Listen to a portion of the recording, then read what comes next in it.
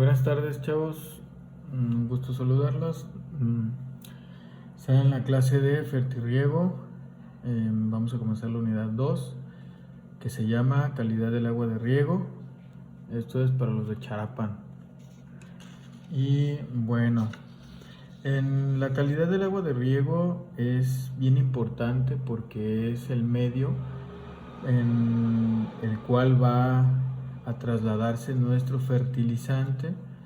Y obviamente la calidad del agua va a afectar significativamente la reacción que pueda tener el fertilizante en el suelo y la forma en la que se pueden absorber los nutrientes por parte de la planta.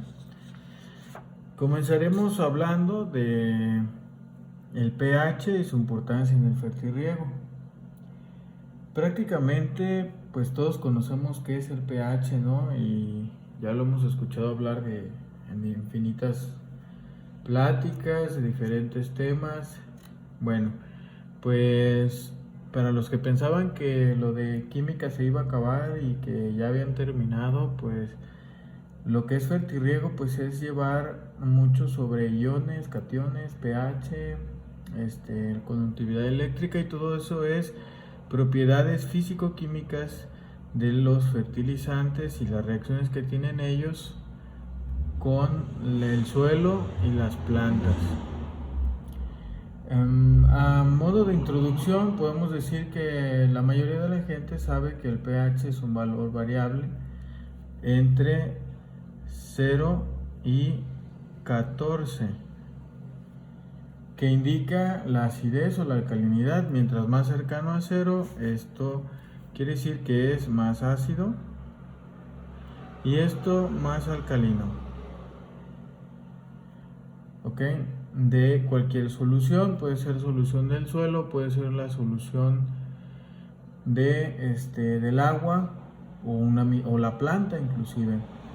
Y además se conoce que el mantenimiento del pH apropiado en el flujo del riego ayuda a prevenir reacciones químicas de fertilizantes en ciertas líneas, o sea, en las líneas de riego. Un valor de pH elevado puede causar obstrucciones en los diferentes componentes de un sistema de fertirriego debido a la formación de precipitados. Por ejemplo, vamos a decir así, precipitados. Los precipitados generalmente son alcalinos, si no es que nada más son alcalinos. Los alcalinos pueden ser, por ejemplo, como los carbonatos.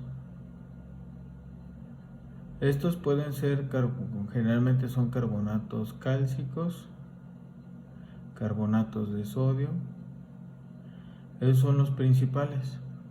Así que, bueno, las precipitados pues hay que evitarlos. Esos siempre se van a dar en un sistema de riego. De todas maneras, son condiciones que se dan porque no se puede controlar el 100%. O sea, ya en la práctica real no siempre se tiene ese control. Siempre va a haber un problema con lo alcalino. Siempre se tiene.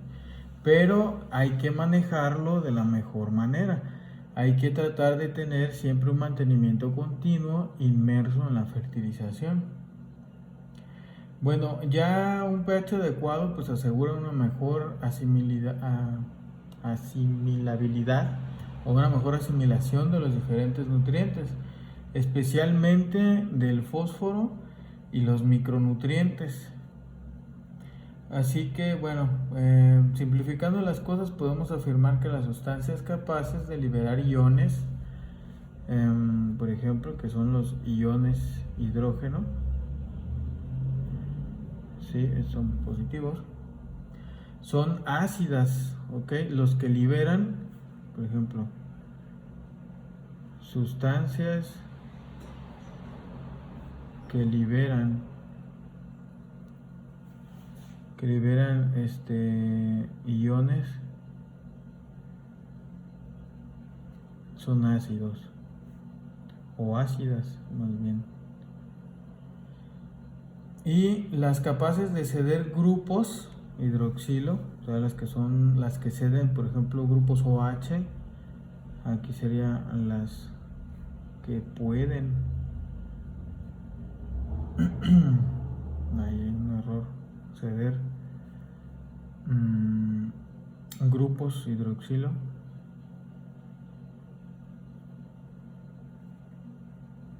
Que son los del grupo OH, son básicas o alcalinas. Ok, entonces, bueno, dependiendo de qué sustancias, pues vamos a tener ciertas reacciones en el suelo y en el agua. De este modo, por ejemplo, podemos decir el ácido nítrico, al adicionarlo al agua, se ioniza. Por ejemplo, podemos decir ácido nítrico más agua, se ioniza. ¿Y qué es ionizar? Que aporta iones, hidrógeno o protones a la solución. ¿Ok? Entonces tiene una reacción ahí interesante. Podríamos apuntarla de la siguiente manera. Nitrato, lo que viene siendo el ácido nítrico, HNO3, y su reacción sería la liberación del hidrógeno, ¿ok? Bien, entonces aquí por ejemplo tendríamos esta carga positiva, esta negativa, siempre es un ion, ¿ok? Y aquí se libera el hidrógeno, por eso se ioniza. ¿Sale? El agua puede comportarse como un ácido o como una base, dependiendo de cómo lo veamos. Por ejemplo, si hablamos de su estructura química, tenemos H2O y su reacción podría ser de la siguiente manera. Como este es positivo, aquí tendríamos esta siguiente reacción, ¿ok? Si se fijan, está ionizado el hidrógeno, y el hidróxido está libre también. Entonces, aquí hay liberación de hidrógeno, y entonces en estas dos reacciones estamos elevando, aquí hay un incremento de pH. Bueno, el incremento de pH podríamos decirlo que disminuye en realidad, porque es un pH muy bajo, ¿no? Pero normalmente así lo encontramos, o si no, tiene un pH muy alto. Bueno, en términos ya de gráfica sería así. Aquí sería aumentar, ¿no? Esto lo comento porque hay muchos que tienen una confusión ahí con lo del pH. Entonces, para mí lo más apropiado es pHs bajos o ácidos, y ya, trabajar con el término, pues nada más, ácidos y bases o alcalinos. Entonces, así lo dejaríamos como los alcalinos. Entonces, aquí ¿cómo quedaría? Este se elimina, este no sería para allá, y tendríamos una disminución del pH, ¿ok? Entonces quiere decir que utilizando ácidos en por ejemplo, una solución con el agua, por ejemplo, o con el ácido, bueno, pues estamos disminuyendo la cantidad de hidrógeno, o el potencial de hidrógeno que hay en una solución. Cuando utilizamos soluciones, o que estamos teniendo soluciones muy alcalinas, estamos aumentando la cantidad de hidrógenos que hay en una solución. ¿Ok? Bueno, de manera más general, las letras pH, hablando en algo un poco ya de qué significan, son una abreviación de Pondus Hydrogeni. Ahí les va. Pondus hidrogeni, doble I latina, traducido como potencial de hidrógeno. ¿Ok?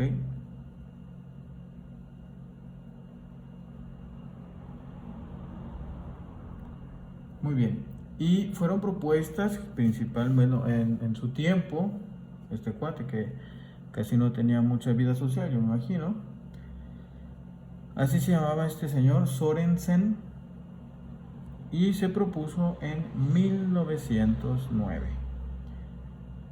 Quien fue quien la introdujo para referirse a concentraciones muy pequeñas de iones de hidrógeno. Sorensen, por tanto, fue el creador del concepto, fíjense bien, concepto, que se define como el logaritmo cambiado de signo, o sea, negativo, de la actividad de los iones hidrógeno en una solución.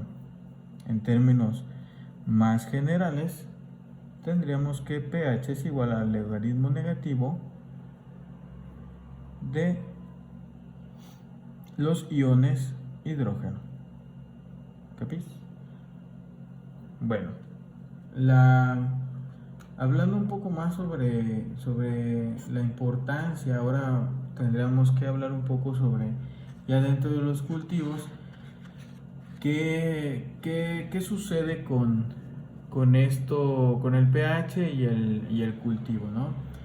El pH de la solución nutriente en contacto con las raíces puede afectar el crecimiento vegetal de dos formas principalmente. En todo caso, pues estaríamos haciendo aquí una pequeña comparativa. Los efectos negativos, vamos a ponerlo, disculpen mi letra, siempre escribo feo, así en el pizarrón. Efectos negativos del pH. Esto pues impacta en el crecimiento vegetal.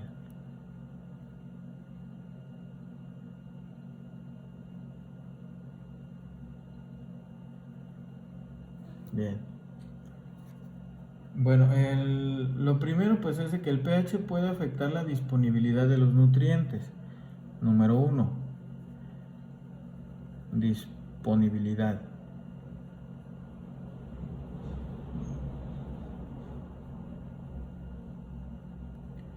Vientos. Entonces, la disponibilidad de los nutrientes, pues, ¿qué sucede ahí cuando no están disponibles los nutrientes? Algunos nutrientes están más disponibles en pHs más alcalinos, u otros están más disponibles en pHs más ácidos. Por ejemplo, lo normal es encontrarlos entre 4.5 a 5.5 de pH. O sea, es un pH ácido, y pues es en donde se encuentran disponibles la mayoría de los elementos. No quiere decir que estén en mayor proporción, pero es el rango en el que se encuentran la mayoría de los elementos disponibles. ¿Ok? Afecta la disponibilidad de nutrientes, ya que el sistema radical puede absorber los distintos nutrientes, o sea, el sistema radical de la planta. Estos obviamente deben estar disueltos. Los valores extremos de pH pueden provocar la precipitación de ciertos nutrientes, con lo que permanecen en forma no disponible para las plantas. ¿Ok?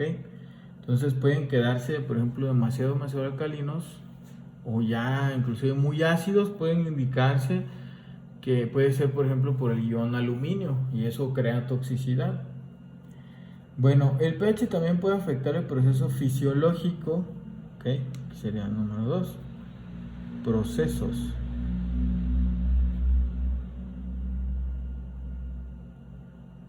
Los procesos fisiológicos, principalmente para la absorción. absorción de nutrientes. Si se fijan, una cosa es la disponibilidad de nutrientes y la otra cosa es la planta en sí misma que pueda o no absorber los nutrientes que existen en la solución del suelo. ¿Ok? La disponibilidad de los nutrientes es una, porque afecta directamente la solución del suelo. Y los procesos fisiológicos de la planta en sí para poder absorber esos nutrientes que inclusive pueden o no estar disponibles.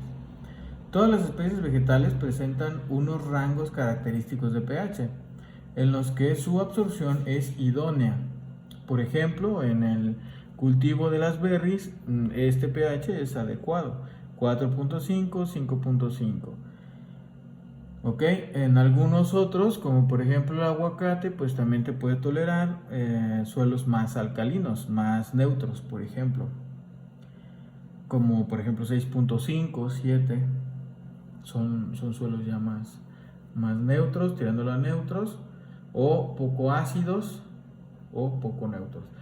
Fuera de este rango, la absorción radicular se ve dificultada y si la desviación en los valores de pH es extrema, puede verse deteriorado el sistema radical o presentarse toxicidades debidas a la excesiva absorción de elementos fitotóxicos, como por ejemplo el aluminio. El sistema radicular de una planta sana, supongamos que es este es un suelo, y en un suelo donde tenemos un pH extremadamente alcalino, vamos a tener poca producción de raíces. Por ejemplo, supongamos que este es uno más sano, donde hay un pH más apropiado, más ácido. ¿Por qué debe de ser ácido en el suelo? Porque existe actividad microbiológica que hace que se eleve ese pH, ¿sí? Por los procesos fermentativos, acidolácticos que se están dando en la zona de la rizósfera, bueno, precisamente rizósfera, ¿ok? Dentro y fuera de la raíz, a un lado de la raíz, en la solución del suelo, ¿ok? Esto sería, por ejemplo, un OK. Y una que casi no, vamos a tener, por ejemplo, una raíz muy gruesa tal vez, poca producción de raíces, ¿sí? En general sería poca producción de pelos absorbentes, porque obviamente la planta pues va a generar su raíz principal y sus raíces secundarias y obviamente esas son raíces de anclaje. Todas las plantas van a generar ese tipo de raíces. ¿Ok? ¿Por qué? Porque necesitan una estructura que les ayude a sostener el peso de toda la materia que están produciendo de manera vegetal. ¿Ok? Aquí, pues bueno, vamos a suponer que es un arbolito. ¿Ok? Mucha imaginación para esto. Y bueno, aquí tendríamos una planta que, ok, bueno, le fue muy mal. También puede ser un pasto, por ejemplo, una grama, ¿sí? Que estas ocupan un pequeño espacio radicular y por eso ellas sobreviven, las gramas. Las gramas, porque no ocupan una gran cantidad de raíces, más sin embargo las hacen muy superficiales, ¿ok? Son capaces de absorber nutrientes de zonas muy superficiales del suelo. Y los demás, pues vamos a entender que la absorción de los nutrientes, pues la tienen que realizar a más de 30 centímetros. Y estos, pues no, 15 centímetros, 10 centímetros ya están. Entonces la diferencia entre suelos o soluciones de suelo que se van a ver afectadas por el tipo de agua que vamos a estar usando, pues sí es muy drástica, ¿ok? Recordemos que mientras mejor producción radicular, pues vamos a tener una mejor estabilidad vegetal y una menor producción radicular, pues tenemos una menor estabilidad vegetal. Entonces, bueno, en las condiciones agroclimáticas con pHs de suelos y aguas de riego cercanos o superiores a 7.5, se ve afectada la correcta asimilabilidad o la correcta asimilación de nutrientes como el fósforo. Vamos a poner aquí, por ejemplo, de 7.5 hacia arriba, ¿ok? Se afecta la disponibilidad de los siguientes elementos, principalmente, ¿verdad? El fósforo, el hierro y el manganeso. De hecho, la clorosis férrica es considerada una fisiopatía endémica de algunas zonas debido a su pH de neutro a alcalino. La clorosis férrica, recordemos que es un amarillamiento del tejido vegetal, y como es un micro, principalmente se va a mostrar en las hojas viejas, los macros en hojas jóvenes, ¿ok? Para que recuerden ahí sus clases de nutrición vegetal y de mineralía orgánica. Bueno, en términos ya muy generales, también busquen hay una tabla en la que viene dividido ya por los niveles de pH y los nutrientes o elementos, más bien elementos disponibles a ciertos pHs, y esa hay que descargarla, hay que escribirla en una libreta, hay que tenerla ahí disponible, ¿sí? Porque pues aquí nos va a decir 4, 5, 6, 7, 8, van a decir de pH, ¿ok? Y aquí nos va a decir su disponibilidad. Hay muchas de varios colores, así que cuestión de que ustedes las busquen.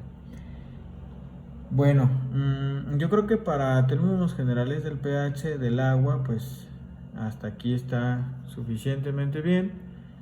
Y la siguiente parte de la clase, pues ya la haríamos de la conductividad eléctrica. Ok, saludos, aquí terminamos todo. Aquí le voy a poner que este es el fin y bye.